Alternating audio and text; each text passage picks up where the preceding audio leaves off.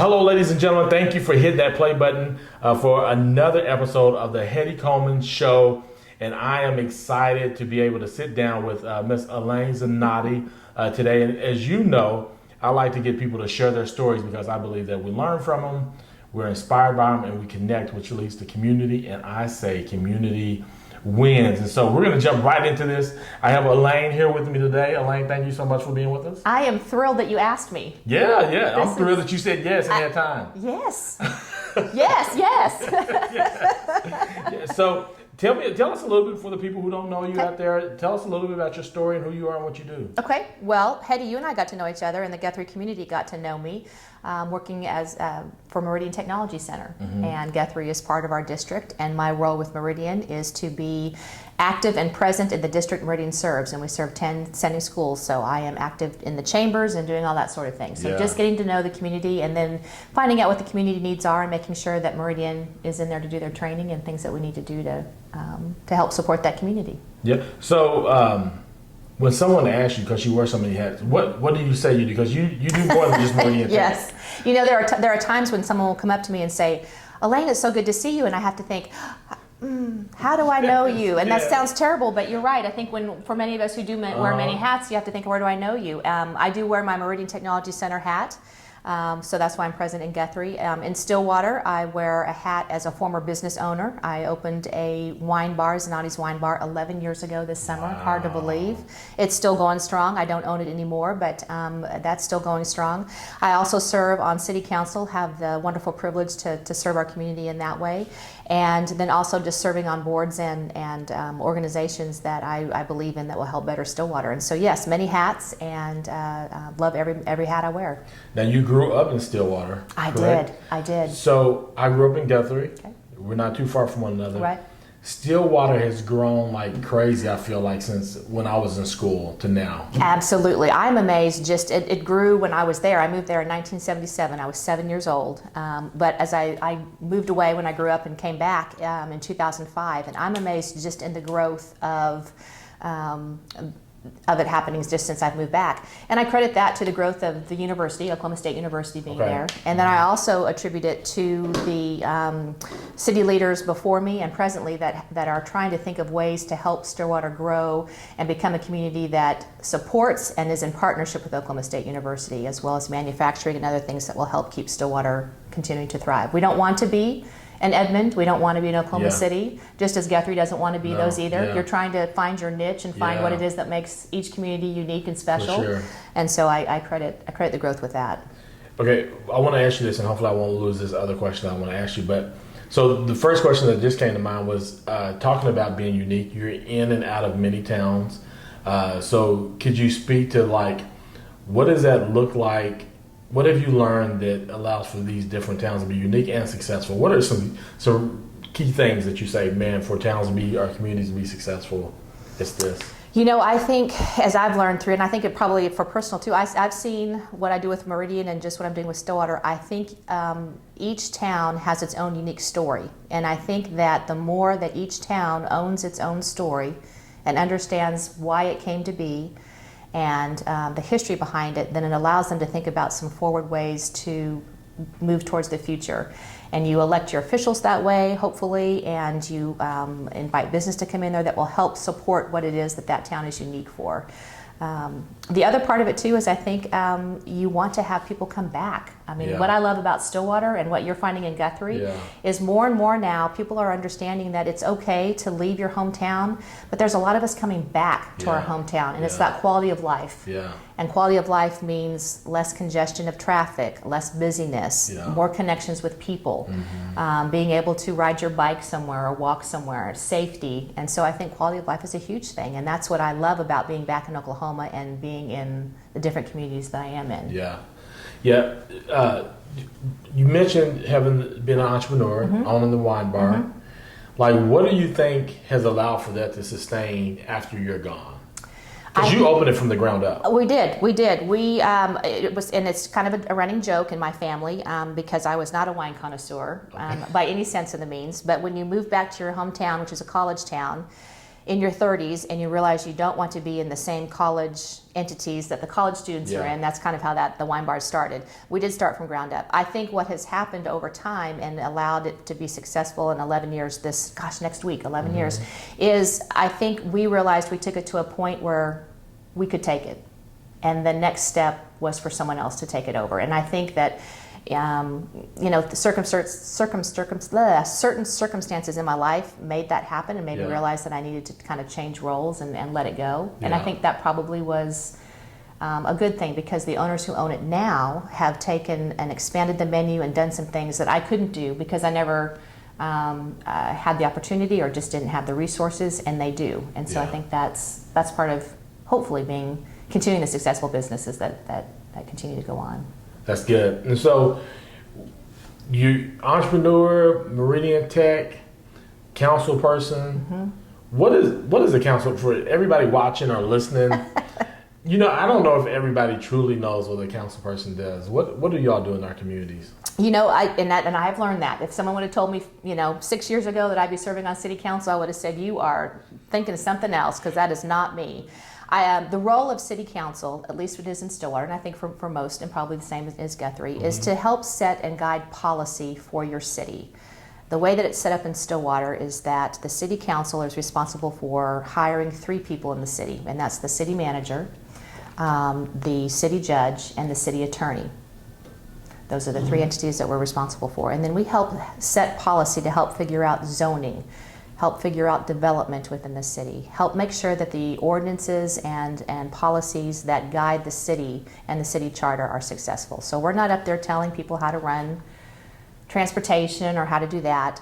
We rely on the city staff that are hired to do their certain jobs to let us know what the challenges are, and then guide us to think about some opportunities and alternatives and ways to grow the city. Yeah.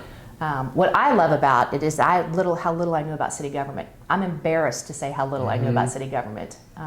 And here I am 6 years later and proud to serve, and am at that age where I need to serve. It's not my parents' responsibility anymore. It's mine. Yeah. So. But 6 years in, you know much more than you did 6 years ago. Oh, absolutely. Yeah. Absolutely. It's probably the same in Guthrie, but I remember my very first city council meeting, I had prepared for it, because you get the materials before each meeting, and I prepared. I was ready.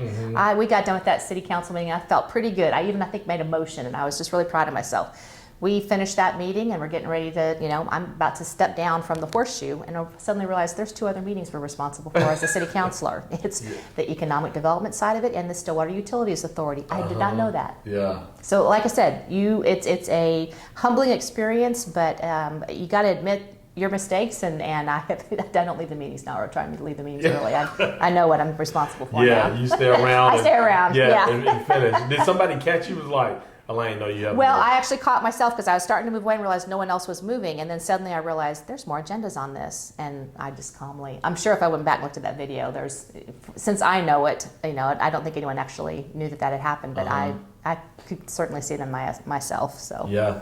So.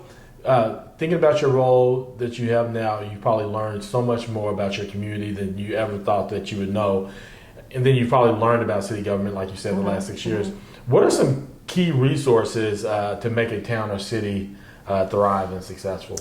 I think in order for a city to thrive, I think in my mind, in serving on city council, I think there's 3 things that I think of. A strong education base. Stillwater is very lucky, and so is Guthrie, to have a strong education base. Good leadership in those entities. We have a great leadership in Oklahoma State University, as well as a great leadership in our Stillwater public schools, as does Guthrie. So education's important. I think being able to have a strong chamber and a strong business community that will help allow the sales tax to thrive in each town. And I think each town in Oklahoma is challenged with that, because we are the last state to have to we depend on that sales tax to pay for our infrastructure. That pays our fire, that pays our police, that pays, so.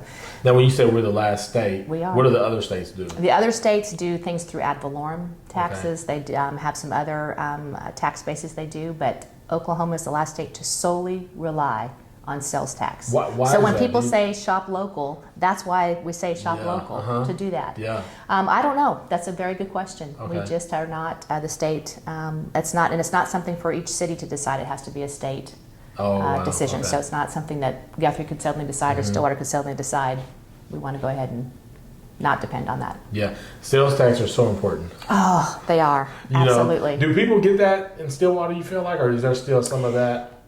I think they do, but I think the challenge is with Stillwater, as with other small towns, they don't maybe have all of the retail or all of the restaurant or all those things that help drive that sales tax to keep people local, And the online shopping is a huge deal, and I know that there are states now, and Oklahoma is one of them, that is working with entities like Amazon and all of that to ensure that sales tax is remitted when you order something, and then it goes back into the state. It's just disseminating if it goes to Stillwater, Guthrie. So it kind of, the online shopping has made a huge impact on that. But hopefully we can figure that out. But yeah, that's. Yeah. So you talked about education, health. Yes, I think you mentioned health. Education, business, and health is a third entity. I think you need to have some good health resources.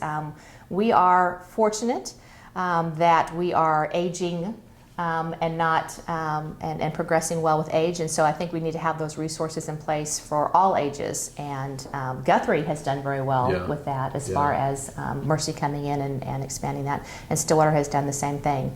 And then I know this sounds cliche, but it's also the people and the leadership. I think being able to make those decisions that maybe don't seem like they make much sense at the time, but have some forward thinking to take some chances and see what happens, because I think that's the only way you can grow. And if it doesn't work, then you figure out plan B and move on from there and don't get discouraged. You got to be willing to move on. Absolutely. Do you find that it's challenging? I know, like, sometimes it feels like our city managers, some of those key people, can rotate, meaning they may go on to different jobs.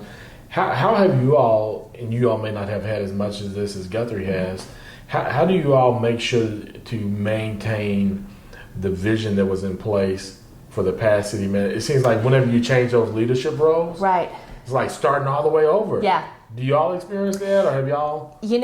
Since I became on city council, we have changed city managers, and we are very fortunate that our current city manager, Norman McNichol, has been with the city of Stillwater. He was a police officer, then police chief for many, and then he was in the operations side of the city. So he has spent a lot of time. So we're very fortunate to have that. I don't think it's so much necessarily sometimes the city manager that people think about. It's how many times the city council changes. I know that sounds funny, but the city council is responsible for the hiring and firing of the city manager. And if the city council and the city managers are at odd, that sometimes is a reason why city managers leave. And when you have council people that are there only 3 or 4 years, and then it changes over and you have a completely new council, personalities are different and dynamics are different. And so I think what I have found is another cliche, but communication. Being able to sit down with that city manager and figure out, okay, do we have a strategic plan? What is it that we're going forward with? What do we agree with? What do we not agree with? And get that out in the front first, so that we have opportunity for dialogue. And the city council doesn't know everything. We rely on city staff to know their expertise and be able to tell us what it is that is challenging them or not challenging them, and set forth that. I like to think like they spend hours doing their job. They spend 40 hours. Now, the council does spend time, but not as much as they're the ones who's going to really. That's right. And I think it's up to us to make sure that we ask those questions and be okay to ask those questions. I also think that they probably are happy to have our responses or our thoughts too, because we aren't in the weeds as much as they are. We actually can look back and say, okay, we don't have such a vested interest because we don't know it. So have you thought about it this way? And having that dialogue back and forth. But there's a lot of preparation that I hadn't realized went into prepping for each meeting and knowing each entity. And there's a need for both. Yes. You got to have the city manager, you got to have the council. I just think, like you said, I think communication and just really working well together is going to be the key to that. And so how do you all go about encouraging others in your community, the core values? Is that something that y'all, or the vision or the plan, how do y'all keep that in front of people in maybe some of the same, because Meridian Tech's a pretty big organization. Right. How do y'all go about doing that as leaders, keeping those kind of things in front of people? I think We continue to struggle with that every day. I think one of the things that Guthrie does so well is and I credit you with part of that. And I'm not just saying that because I'm on camera. Yeah. I'm saying it. I think Guthrie has in the 10 years that I've been with Meridian and worked in the Guthrie community, I have seen this shift and this. Everyone knows community wins or go win, or I think there's just this. Stillwater doesn't have that. I think Meridian has done a great job of within their staff and employees figured out what our core values are and what our mission. I think OSU has. I think other successful businesses have. I think Stillwater is still trying to figure out what that is. Right before I got on council, the council prior to the one I was on, went through kind of a strategic planning and worked with a consultant, came up with the Still Pioneering brand. It hasn't taken off like we had thought it would. And so I think we still struggle with that. And then I think we still struggle with getting that message out to the community, what it is that we're trying to do. And what is that platform? Social media is great, and we absolutely love it for doing things like this, but it also can be very challenging if someone takes something that is just completely not even to do with a certain situation and it blows up on social media. And so we need to do a better job of being a little bit more proactive and saying, here's what we're thinking, here's what we're doing. And so I think that's on us to do that. What is one characteristic that you believe every community leader should possess? What is something like every community leader should have this? Every community leader, I think, should have oh gosh, I'm trying to think how. Does it have to be one adjective? No, it does not. Okay. It does not. It does not. I think it's your answer. Okay. Okay. All right. I think honestly, every leader needs to have the ability to say, "I'm going to try and do the best I can to move whatever it is you're leading forward, and do it with as much integrity and as much enthusiasm and the willingness to fail at the same time, because there's no way you can be a leader and be right every time and be okay with that. And maybe as I'm getting older, I'm realizing that a little bit more, to put a little less pressure on myself to do that. I don't think anyone that interacts with me would ever question or doubt my passion for my community, for Meridian and what I do.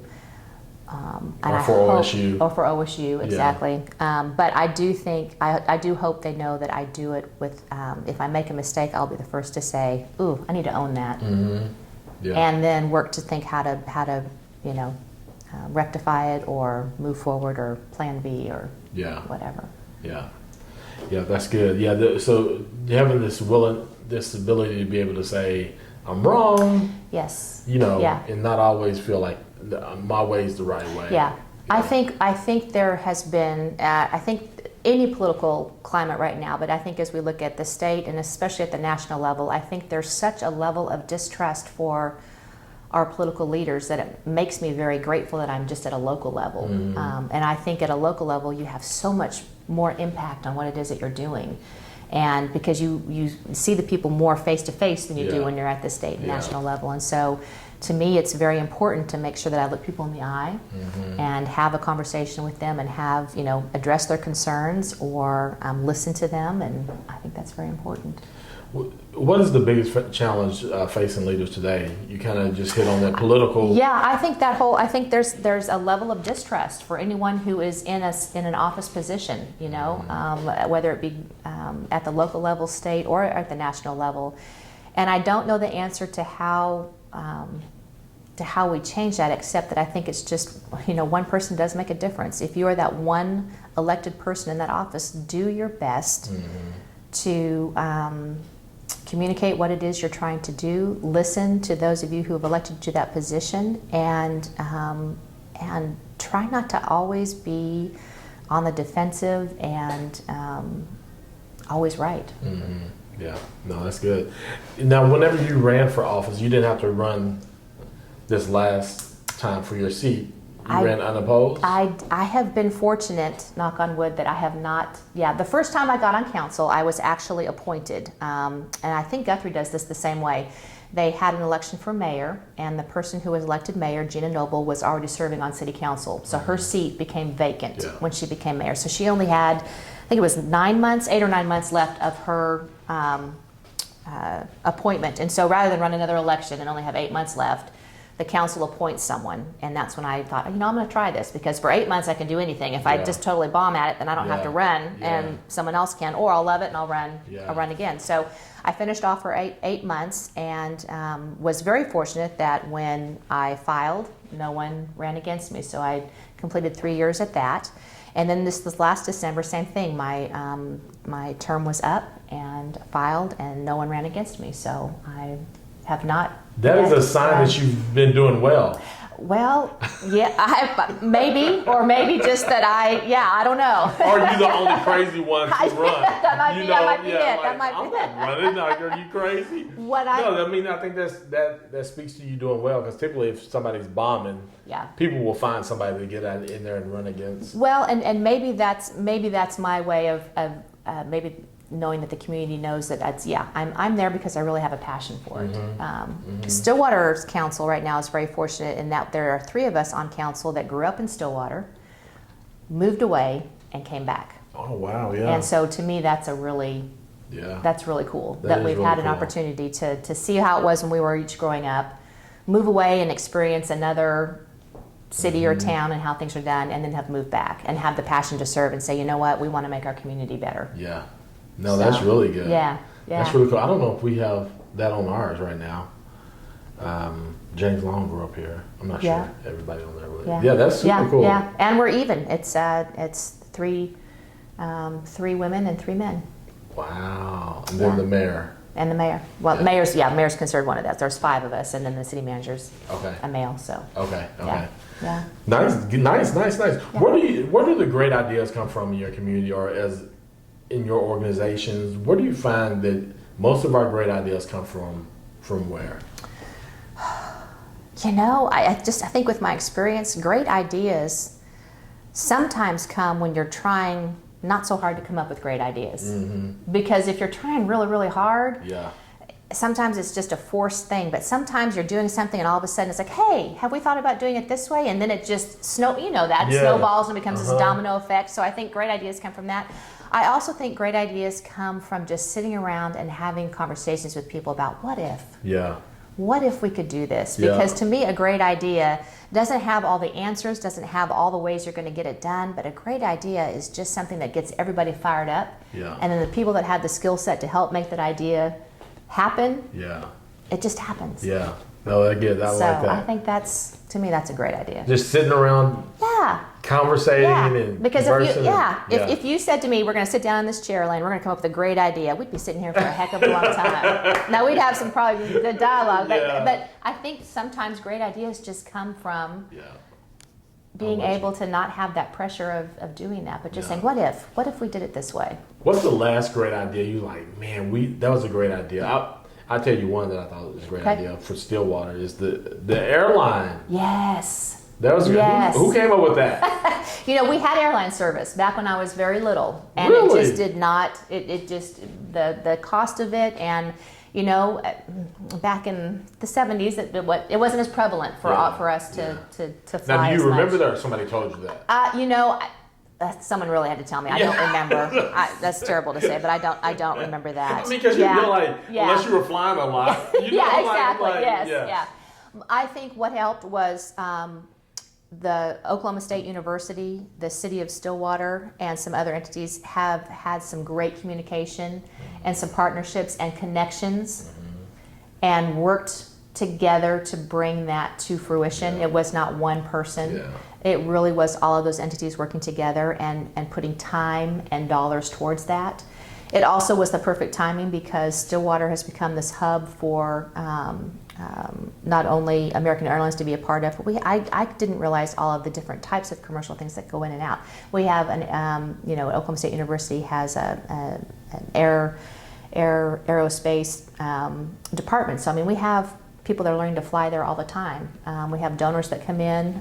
We have businesses that fly their employees in and out. So that was a great So there was a way. need there. So there was a need. And people so saw that it need was and a kind great of came timing. together. Yes, Yeah, yes, yeah. absolutely. And I think going back to how great ideas come about is sometimes it's just that. Yes. There's a need that needs to be met and someone figures out how to meet that and need. then having that being willing to say, okay, I don't have this skill set or I don't have this connection, so how does someone else? So being able to utilize your networks and being able to say, okay, I need to do that. So I'm learning that the older I get. It's like, okay, I know there's this need. I can't. Right. Who can I put? Who can I? Yeah. Yeah. Who can I get on board with me to? Yeah, to help make that happen. Exactly. Yeah. Exactly. Because I cannot. Yeah. I cannot make that happen. Now thinking about you, once you grew up in Stillwater, you left, have now come back. There's the next generation of leaders in your community. What are you all doing to develop or get them to be more active or give them a sense of you can come if you do leave? Yeah. We're here for you. We love for you to come back, be a part of what we have going. Do y'all have anything that you're doing intentionally with that? We do. We have. So it's funny that you said. I was just having a conversation with my colleague. We had Meridian had a number of people retire this last year, and they had been with us for many years, and we're thinking, oh my God, we are the next round of people that will probably be. So what are we doing? We have a couple things. Stillwater Chamber has partnered with the businesses within Stillwater, and we called it Stillwater 360. And it is for businesses who are utilizing college interns over the summer and allowing them to kind of spend about an hour and a half with us every other week while they're doing their summer internship to learn a little bit about Stillwater. So we just did a kickoff, and it was the city of Stillwater and a little bit about city government. But we're trying to get them to know Stillwater on a different basis besides being an Oklahoma State University student, because there's a difference. And it's not so much about saying, hey, you have to stay here and this is wonderful, but just have you ever thought about Stillwater in this way? And did you know Stillwater has this? And this is the second year we've done it. We have 13 interns that are interning all around Stillwater, and these businesses are supporting that entity. We also are doing things with our young professionals group that are anyone under 40 that is business, and showing some support things and some networking opportunities for them to get to know one another and create some networks of their own to help them see what it is that they are doing and how it relates to the city and themselves and all of that. As far as a citywide initiative, we're trying to think of some ways to keep all ages within our community. Does that mean more affordable housing? Does that mean different modes of transportation? Not everyone drives a car. We're finding out that this younger generation coming up wants to use other forms of transportation. They want to do scooters. They want to do bikes. They want to walk. Well, we don't have all that connectivity in Stillwater, so how do we figure out people can do that safely from point A to point B? So I think we're really trying to think of what it is that will keep them here. And the other part of it is we're having to think economically. What are the businesses that we can bring to our town or city that are going to make people want to stay? And how do we entice them that we have all the things that their employees would want to have? And all that's so much fun. Like I'm listening to you talk about it, but I think sometimes I think what's hard for people is that that's not a sprint. Right. It's a marathon, and some of the stuff that I feel like we're investing in now as a community, I may not get to see. Right. I hope that it continues to move forward, and it'll be the next generation who gets to experience that. Yeah. But how do you deal with the mindset of people who think sprint versus marathon?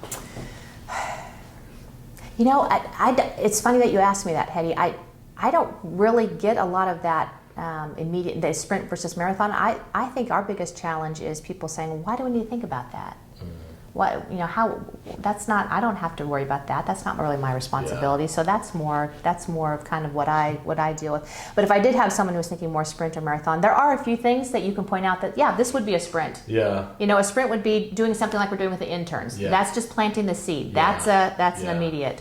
The marathon is connectivity, the sidewalks and the things that will, different modes of transportation.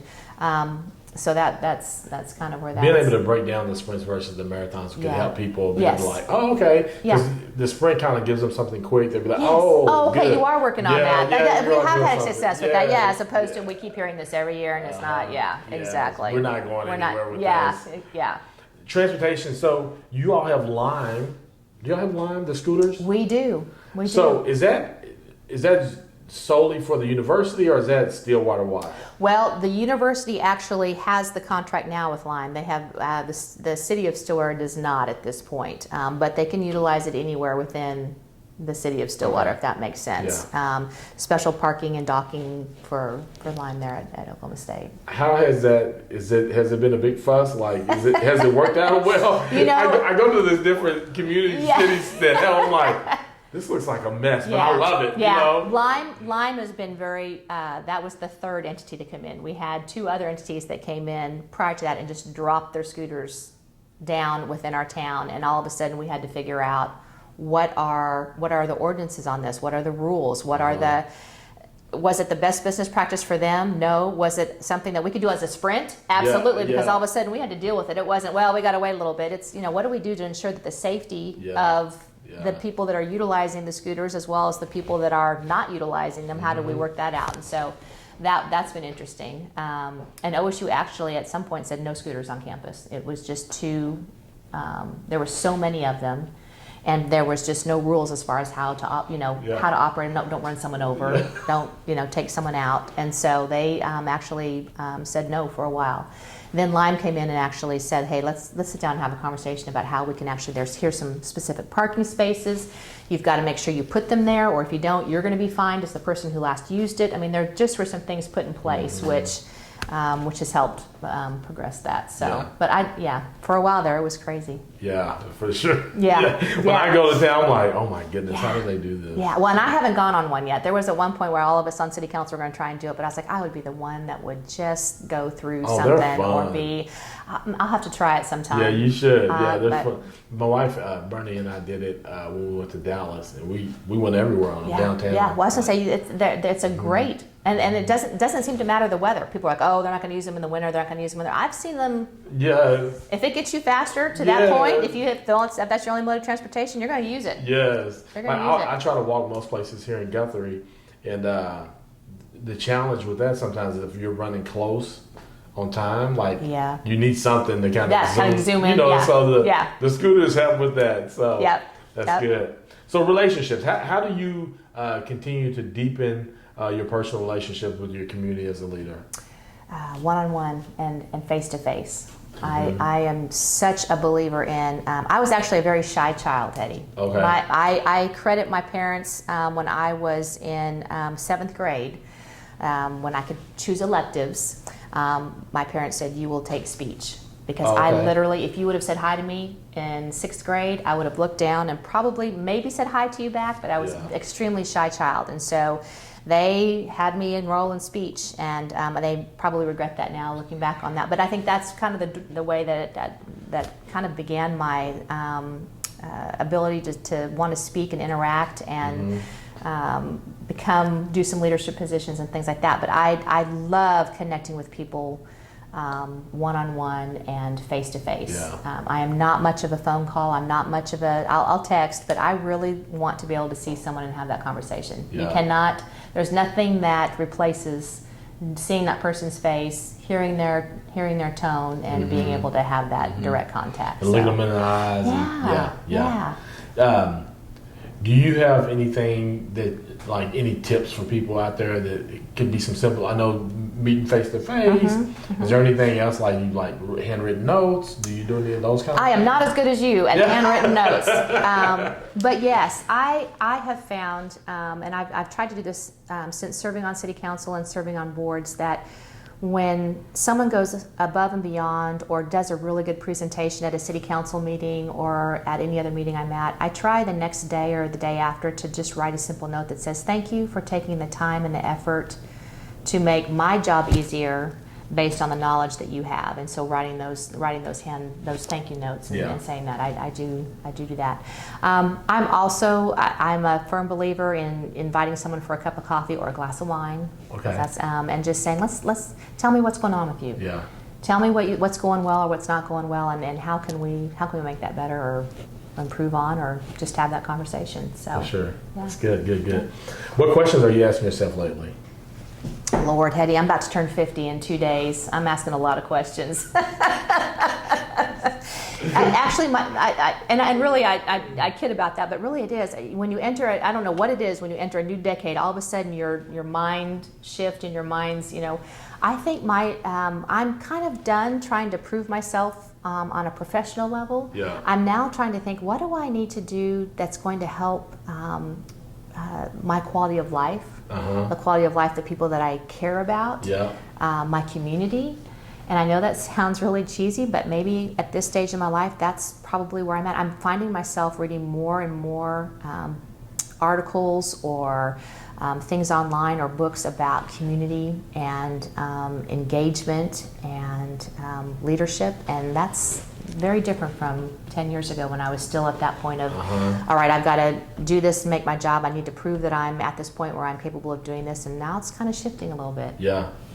That's good. Yeah. I mean, I think that's the way it should be, right? I hope so. Yeah. Either that or I'm going down the wrong path, and I hope someone's going to say, Zannotti, you better get it together. I think that's the way you go. I think that's the way you go. And that kind of goes with my next question. So you talk about reading, finding different things to kind of help you grow in that space. Yeah. What other things are you doing to help develop yourself as a leader, grow and develop? I have started to ask to spend time with people that I look up to. Just what did they go through? What have they done? What have they experienced? And just listening to them and having conversation with them. And so I'm spending a lot of time with people in their 70s or 80s. And I'm spending more time with my parents, Hetty. My parents have been very instrumental in my life, and they mean more to me than words can say. And as I enter this next half of my life, so to speak, I'm really paying a little bit more attention to what's important to them at this point in their life. Yeah. And it's true, it's not the material things or the successes, it's more about the connections they have with people, their volunteerism, their belief in God, and then there's the belief that the community is really what's important, and what can we do to preserve that sense of community. Yeah. Is that? No, that's good. That's really good. Do you find that since you're spending more time with them, that what you see, how you used to define success is changing? Yes and no. I'm very fortunate that my parents, I grew up in we didn't struggle with money, but we didn't have a lot of extra money. And I always say that whenever I got a new job or got employed, the first question my parents would ask me was, does this make you happy? It wasn't, how much are you making? What are your benefits? What are that? And so I think that I grew up just thinking, am I happy doing this? And if I'm not, then I need to try something else, which has probably afforded me a multitude of different things that I never thought I would do. So to me, it's about being happy. And so to me, success is being happy. It's not how much money I'm making or what the benefits are and all that. And so I think that probably has helped me along the way. You had great parents. I had very good. I do. They are good people. Because I think that's the mindset that can help especially with our next generation of leaders and people. Like what makes you happy, and go do that. Don't make it about. And I really think our younger generation, that is what they're thinking of. I think of our age, and you're younger than I am, but we're kind of that generation that we kind of had to fend for ourselves. We're kind of that first generation that both our parents worked. We figured out how to, kind of take care of ourselves and do that sort of thing. And so, but it seems like the younger generation coming up, that's what's important. They want to know what's going to make them happy. They're more philanthropic than we are at this young age. And they are not going to spend 20 years at one job. They're going to kind of figure out what makes them happy, and if it's 2 years here and 5 years there. And I think businesses are going to need to recognize that and be okay with that. I think one of the things that I love about Meridian is that we do have a lot of longevity with Meridian. But when we do have people that stay with us and then move on, we're proud to say, you know what, they got this, and this from Meridian. And now they're taking it to the next business they're going to. And what a great thing to say that they learned that from Meridian. Yeah, that's good. And so businesses, I think, should recognize what it is they give each person that they employ, and that they may not stay with you forever, but there's something to be said about them going somewhere else and saying, I learned that from XYZ. Now, talking about Meridian, we've been talking community and all these other things. When you think about your workplace, is there a sense of approaching it like community? And if so, what do you all do to kind of help create that at Meridian Tech? I think one of the things that Meridian Technology Center, people don't realize is how many different facets there are to Meridian Technology Center. Some people think of it just as the bus that comes and picks up the high school juniors and seniors that attend our campus half a day, or they just think about the business and industry side of it, where we come in and work with businesses and industry in our district to help keep them most up to date and help them with their employees as far as success. Or entrepreneurs in our Center for Business Development. And so we are pretty siloed, and so we have to work very, very hard just internally of being able to communicate with one another what each of us are doing and that how that works with each other. We have committees that work together. We have our strategic plan as far as trying to figure out what it is that keeps us connected, because we're all going in different realms. My role with Meridian is so unique in that I'm off campus so much and in the communities that I think I kind of have the best of all of it. I know enough about each area to be dangerous, but I also think how important it is to know what the relationship is. You may start with Meridian in high school, and then you become employed at a business. Well, that business is still going to need some ongoing training. You're going to come back to Meridian to get that training, to come back to your workplace. And so to me, it's just it's a circle that you're always going to have that education. And I think Meridian tries to do a good job internally of ensuring that we all know what our roles are and how we interact with each other. That's good. That's good. Now, does your HR kind of play a role in kind of making sure people are connected in that way, or is there anything intentionally that our superintendent and Rebecca Easton, who's over our business and industry, is very much about strategic planning, and so I think that's part of our mission, is understanding that our mission is about education, enriching lives, and securing economic futures. But each entity can't do that within Meridian. We all have to work together to do that. And so it's just a culture. It's ingrained in us when we come on board, that we need to recognize and understand that. And it's a daily intentional thing you have to do, because you can get so to where you're siloed and thinking about just your area. So we have to continually do that. And sometimes we do it really well, and sometimes it's like, we probably need to work on that a little bit. And that's life. Yes, that is life. That is so life. Talking about books, earlier you mentioned books. Have you read the book Art of Community? I have not. It's really good. Is it good? Yeah, okay, I'm I'll share it with you. Okay, that'd be awesome. Can you explain? You talked about this a little bit earlier. Social media. How has social networking and just the web has made an impact on your organization or your community? I think social media in that realm has allowed the ability to send out snippets of information to pockets of people that is very specific. It also is an easy way to get instant information out to people that we want to get that message to. It takes a while to print something in the newspaper. It takes a while to get you've got to get scheduled on the radio or TV. Social media is that instant, oh my goodness, we need to get this information out now, and we can do it in a concise manner. And social media allows you to send it out to groups of people that are the specific target you want to get to, or spread it out to the entire public. And so I think that's been very, very helpful. I think social media is very good at doing that at all bases, whether it's Twitter, Instagram, Facebook.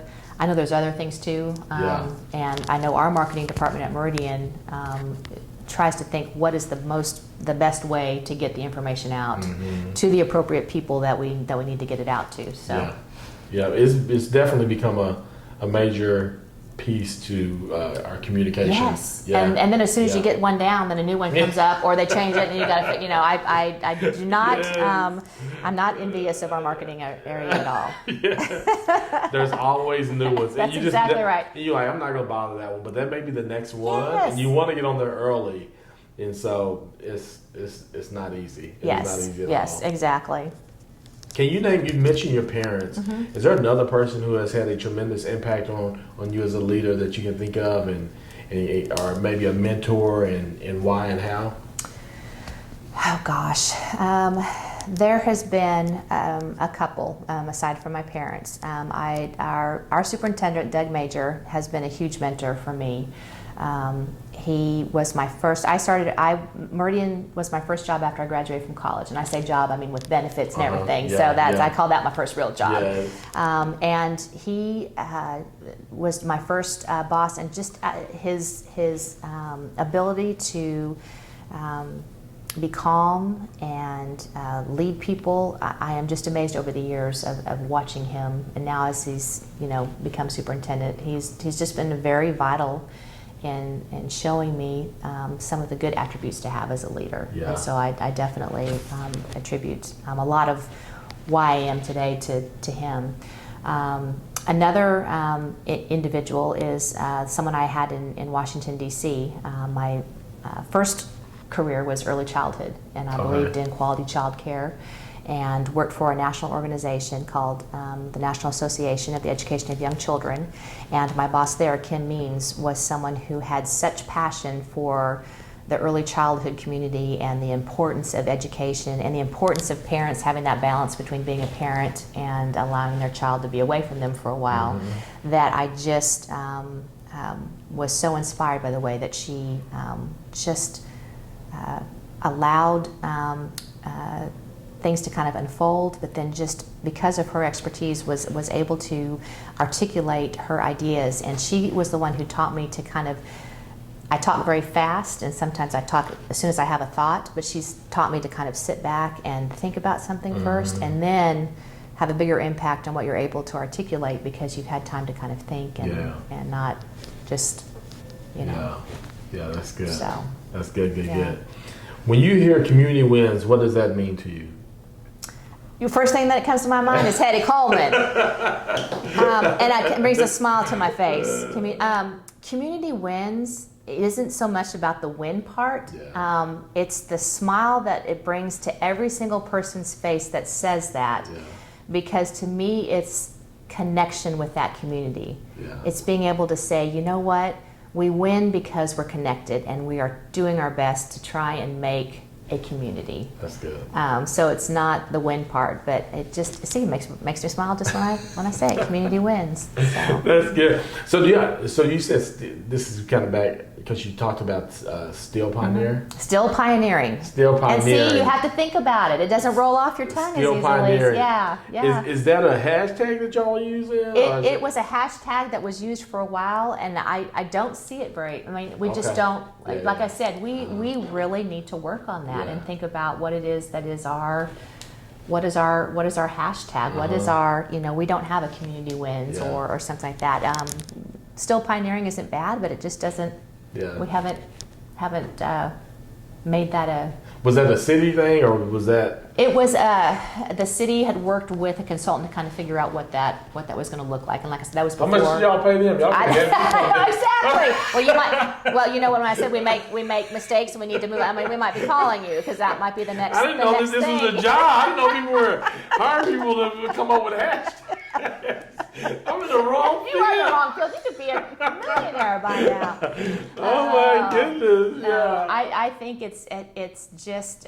I think if you have a hashtag, you're creating something. You know this, whether it's a personal hashtag or something, you have to get behind it and be able to promote it. And I think what happened was the city adopted it and had a certain council that adopted it, and then the new council came on board, and it just didn't. It doesn't. I'm a pioneer because that's what we are as far as that's our school mascot. But I don't. Still pioneering for what? I mean, what does that? What does that mean? So for me, that doesn't. There's a disconnect. Yeah. And I don't mean that disrespectful for those that created it. I don't mean that. Like I said, we don't have something right now, and we need to work on that. I think too that when you have something like what we're doing with the hashtags here is like having outside entities outside of the city pioneer them. Like kind of pushing them individuals beyond the council. Because I think that's where people will start buying into it. Because again, like you said, if somebody moves off, like this in the council, like community, like for example, community wins is not a city thing, it's not a council thing. We just but the chamber has bought it though. But when people, even if they don't live in your community, hear that, they think Guthrie. Yeah. They do. Yeah. I mean, I think if they are familiar with that, they think Guthrie. And I think that's the beauty of a successful hashtag. Yeah. You want the hashtag to be connected with something and for people to get that and identify with it. Yeah. Like to choose Guthrie, all those things have kind of, they've done great for us. Absolutely. Yeah. They have put things on the map for Guthrie, and people get it. And it's hard. Like, you do have to really be intentional about continuing to use it. Yes. And remind people. So I do. So on my YouTube channel, what they call a vlog, and so I have plans to go around too because it's in different stores. Sure. You know, in front of different businesses, Yeah. and so I'm gonna make that part of one of my daily blogs one day. Just kind of going around and talking about it. I think keep it in front of people. Keep it in front of people. Exactly. Well, I know I have a Choose Guthrie T-shirt that I have worn to some places in Stillwater, and they're like, "What? You know, what's the deal with the Choose Guthrie deal?" And then, but they get it. They recognize it. Yeah. And that's awesome. Yeah. The T-shirts showing the stories of people who are bought into those kind of things is I think key to some of that. So, so this rapid fire, just a few questions. Okay. All right. So, what is your favorite purchase under $100? Like, what's the one thing you like? I cannot do without this. That was under $100. My favorite purchase under $100. It'd have to be like recent or no. Okay. A book. Okay. I love to read, so a book. That's book is my favorite. What is your favorite failure? Do you have a and let me always tell people that I stole these from Tim Ferriss. Oh, so this is my favorite. I do. My favorite failure. Oh, I have a lot of them. I've got to figure out what my favorite one is. Oh my goodness! Like, do you have favorite failures? I know. I do. How do you? I got a ranking them of them, or oh gosh. This is going to sound very. I don't mean this flippant, but I think my favorite failure, because I've learned so much from it, is a failed marriage. I have been fortunate to have a very good friendship with my ex-husband, but I think we had to grow a lot from that. Certainly don't ever regret being married to him and having the wonderful time we had together, but I have grown so much from not being married to him now and recognizing what went well and what didn't and what couldn't be fixed. Yeah. And seeing him happy is great, and I'm happier. Yeah. And so, I think it was a very hard thing to go through, but whether or not you believe that's, divorce needs to happen, I believe that was something that needed to happen. So it's a terrible failure, but at the same time, it was a good one. I learned a lot. Yeah. What is a habit or behavior that you've started over the last 5 years that has made an impact on your life? Minimalism.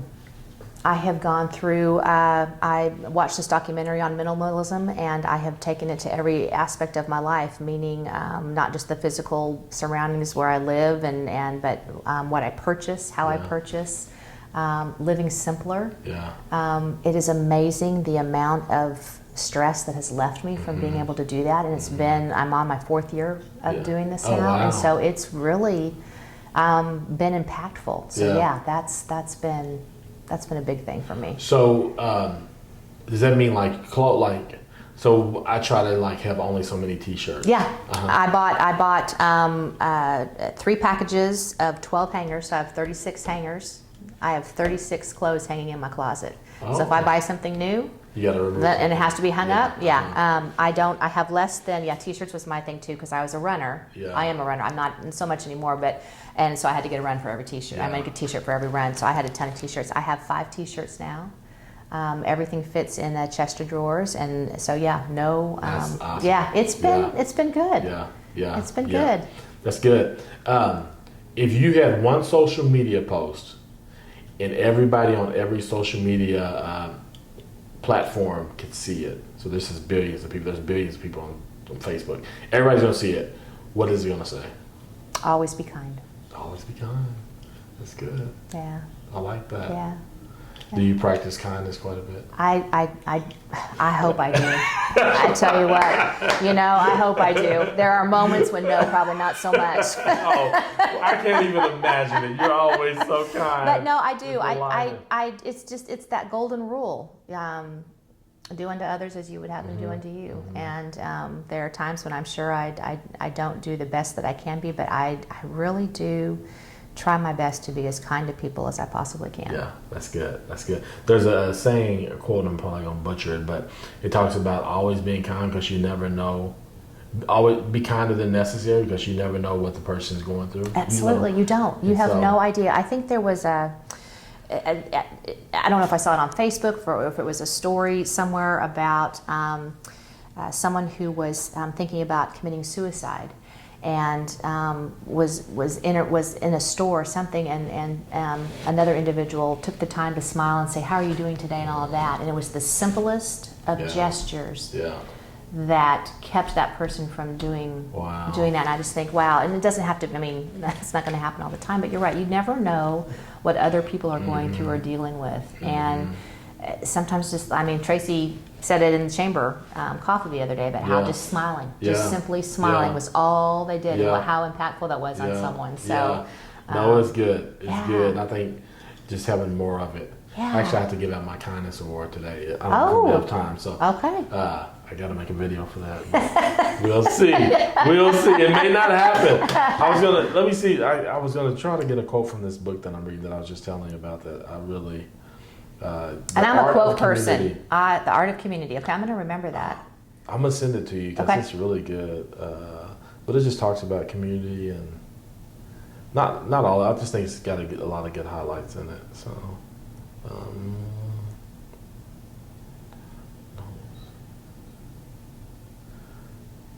Yeah, so it talks about community, and it says to create something that others want to join and support, we have to remember a core tenet. Communities function best and are most durable when they're helping members to be more successful in some way in a connected and dynamic world. Oh, yeah. That's powerful. Yeah, that's exactly right. You know, so when I think about community wins, it's about that. Absolutely. It's about us helping one another, and we all achieve success in doing that. And so, cool. Yeah. Well, ladies and gentlemen, Miss Alane Zannotti brought it like I expected her to. Oh, I don't know about that, but you made it easy. Thank you for inviting me. Thank you. Well, ladies and gentlemen, always thank you for hitting that play button. Thank you for listening in. Again, I like to get people's stories out there because we learn from them, we are inspired by them, and we connect, which leads to community. And as always, ladies and gentlemen, go win.